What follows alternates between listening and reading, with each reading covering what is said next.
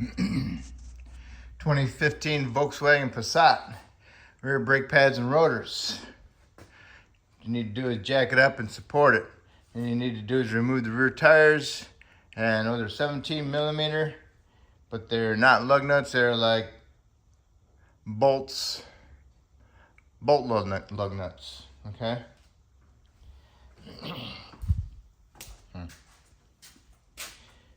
Where's my fucking shit at? Where's my bolts? Huh. 2015 Volkswagen Passat, rear brake pads and rotors. Need to do is jack it up, support it properly, remove your rear tires, 17 millimeter for the lug nut bolts, 17 millimeter. Also, and then you put one back in to hold the rotor on there so it doesn't fall off and hit you in the foot or in your air hose. All right. Also, going back together or even removing the tire, I had a long bolt, 14 millimeter. It threads right in there. So when I'll remove one lug nut, and then I'll remove the. And I'll install this, and then I'll remove the rest of my lug nuts, and then the tire stays there, it doesn't fall off on you because of this nice long bolt, okay?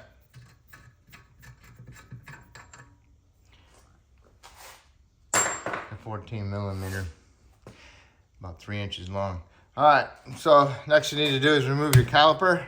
It's held on by 2 caliper bolts, one here and one down here. And what you want to do is you want to get some needle nose vice grips and put them on your slides to keep them from turning, because mine turned.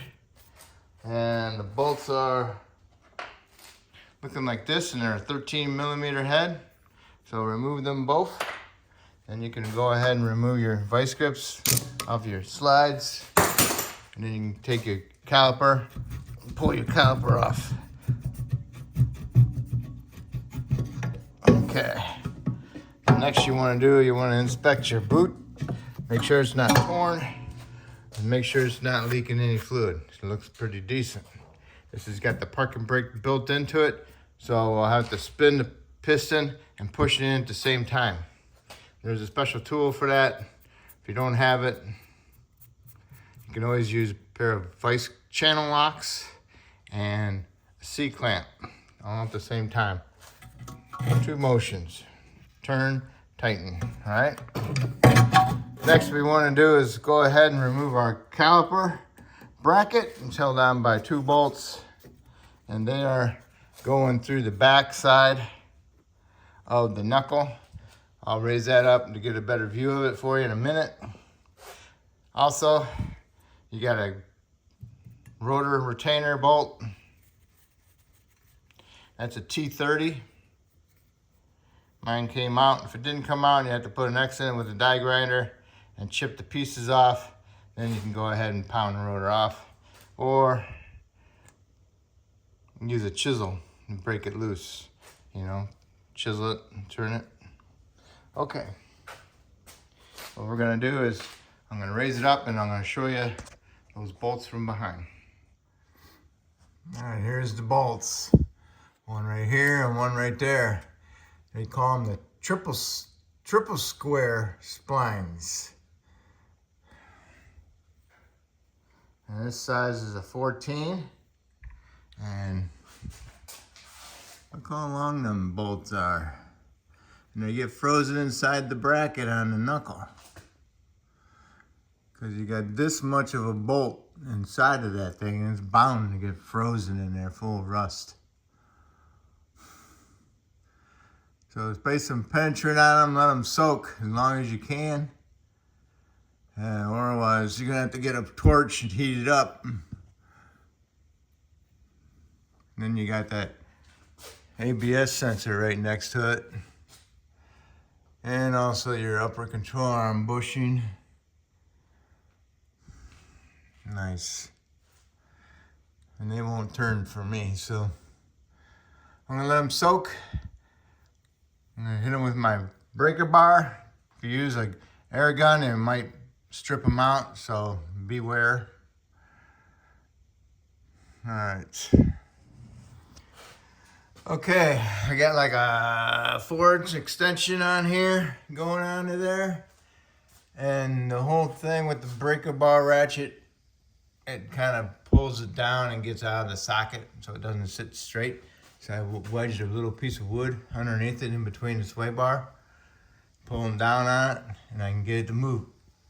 Creak. And then creak, creak. Same thing at the top one. Got the top one to move. I didn't use an extension. I just got the breaker bar on there and just gave it a little movement. And that one came loose. This one's coming loose. Penetrant's working its way in there. So things are looking good. Okay, here's the bolts. When you're going back together, anti-seize them. They fill up that knuckle with anti-seize. Alright, so here's our caliper bracket. And get your pads off of there.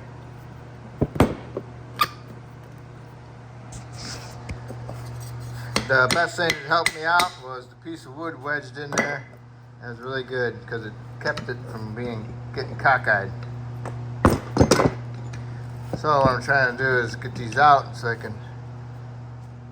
Alright, I got the pads out. Alright, inside there you need to clean that up. Get them nice and clean. That way to get the rust out of there, because rust expands. When rust expands, it causes everything not to move properly. So clean them up and then put a little coat of paint on them. And also take your pin slides out.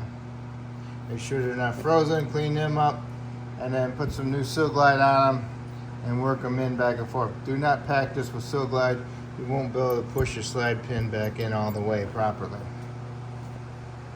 So clean those up, get those prepped, and we'll move on to the next step. I'll use a die grinder with a Brillo pad or even a piece of sandpaper that goes on these and clean them up. They turn out nice.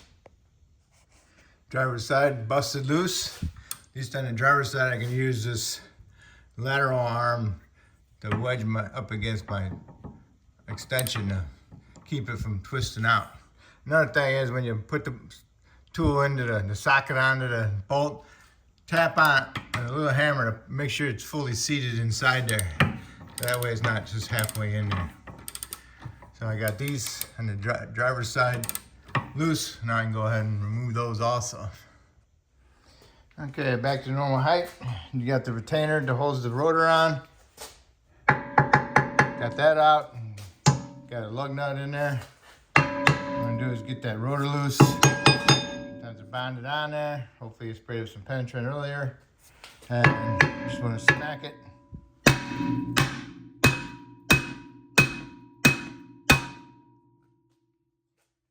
you see the lug nut holds it on there so it doesn't just pop off and hit you in the foot or something. Alright, so this off of there, and you want to make sure that the hub is nice and clean. Clean it up with your die grinder, with a Brillo pad, or lightly with the sandpaper. And then before you put your new rotor on, you want to put some anti-seize on, light film of it. And right now is the best time to push your piston back in because the rotor's kind of out of the way, give it a little bit more room. All right, so we'll clean that up and then we'll get our tool and push that in. If you don't have the tool, C-clamp and turn the piston in with a channel locks as you tighten. Tighten, turn it, tighten, turn it, tighten, turn it. It'll eventually go in, okay? Here's our caliper brackets. Got them cleaned up, so I'm gonna put some paint on them. Paint's drying, I'll put some, I'll clean up my slides and I'll put some new Seal Glide in there. Seal Glide. Remember, put it on the slide pins and on the boots so the pins can twist on them, okay? Put it all over your slide pins, work it in there.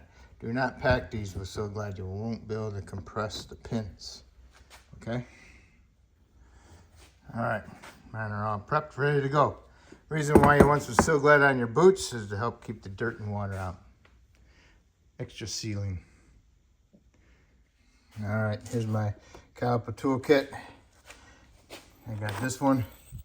I ground them down a little bit, more into a point, not point, but a little bit thinner so that they'll fit into the pistons on the caliper. They're a little bit tighter, okay? Tight to fit, all right? Make sure you get it centered in there. I got it in there. All right. So when you're turning this tool, it turns the piston and sometimes it will twist the boot with it. So make sure this boot does not twist with the piston. Sometimes you have to lift up the boot a little bit, spray some penetrant on there because they usually get full of rust and then it bonds to the boot. All right. All right, I always turn the T-handle and then I'll turn this, turn the T-handle and turn this. If I put a wrench on here and hold it, sometimes it binds up and doesn't want to push it in. So when you get it all the way in and it bottoms out, then you want to go ahead and line up the notches in the piston, you know, that way. Because the pads sometimes have a little notch on the back that goes into the piston on the caliper. These don't happen to have them, but sometimes they do have a notch, and the notch has to, the little tabs got to go into the little notches in the piston. All right, so this one's fully in, so now I can go ahead and remove my tool, and I can go push the other side in a little bit. Sometimes you push the pistons in and pushes the piston out on the other side, so I'm going to put this side together first. Okay, pistons pushed back in the caliper. Put a light film of anti-seize on my hub. Got my new rotor. Got it washed off with soap and water. And I go ahead and install it. And where's my guide bolt at? Here it is. I put this on there. And this really does help out a lot. All right, so now I'll put the rotor on and I'll put my little retainer bolt back on. All right, got the rotor on there, got my retainer in there, hit some anti-seize on there, got my caliper bracket on there. I put a little bit of Seal Glide where the pad sits, and I got my caliper bracket bolts, got some anti-seize on them. Go ahead and stick them in there and snug them up, and then we got to torque them. So, all right.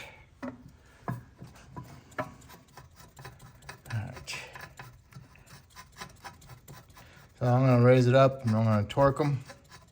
So what I'm going to do is I'm going to get the other side together and I'll push my piston in later on the other side. I just want to get this one side done for you.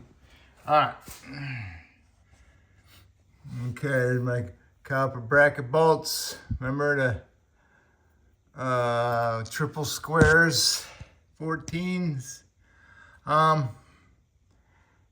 Couldn't find any torque specs on it online, really hard. I tightened them up with my 3/8 ratchet with a cheater bar, and then I put a torque wrench on it, and I measured how tight I actually had them, and it was 84 foot-pounds. So I'm gonna go with 84 foot-pounds. I feel that's a good torque. Some people say 90, well, that's kind of a bit extreme for that bolt being so long and not that fat, all right? So I'm going 84 foot-pounds. And I checked it with a torque wrench, and it's good. I like it. Okay, I got the pads in there. Gotta put them in at an angle. And you gotta push them in and then push it down like that. Also, what I did was I get me a pair of pliers. Where's my pliers? And I kind of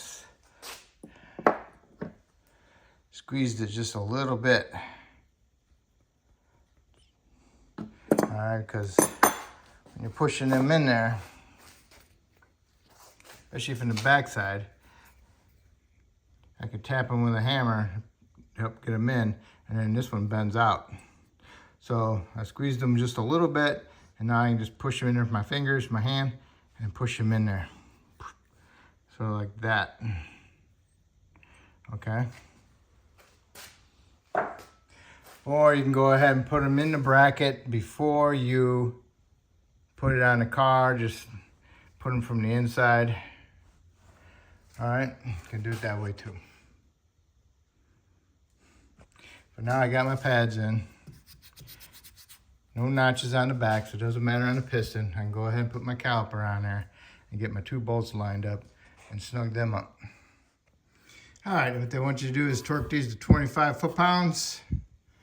On this one I have to use a wrench, and I used the wrench, and I pulled it up, and I hit it with my mini sledge. Put the wrench on there, held on to the wrench, my hand, and then hit the wrench from the bottom with my hammer. I just did that a couple times. This is a decent sized hammer. And then just go ahead and see how tight it is. That's pretty tight. You don't want to over tighten it and snap it off. So you just got to know how to have the feel for it. You torque this one, so go ahead and feel it, how it is, and do the same thing down here. Okay? And that's it. That's how you do your rear brakes. I'm going to go ahead and do the other side exactly the same way I did this side. All right, so now we're all set. Did the other side exactly the same way. Got my guide in there. So now I can go ahead and put my tire on there, and I put my other lug nut started, and remove this, and put my other lug nut in there, and go ahead and snug them all up, and then torque them to 90 foot-pounds. Once you got both sides done, lower the vehicle down, go inside the car, start it up, push the pedal down to the floor a couple times. Make sure you take up that gap in your pistons. Apply your parking brake a little bit. Go ahead and make sure you have a firm pedal. Shut it off, go underneath the hood, double check your fluid reservoir, top it off as needed, and that will be it. Just make sure you pump up your brakes before you put it in drive or reverse, okay? And that's it. That's how you do your rear brakes. Hopefully, I helped you out with this video, and hopefully you can help me out by subscribing to me. And good luck, and have a good day.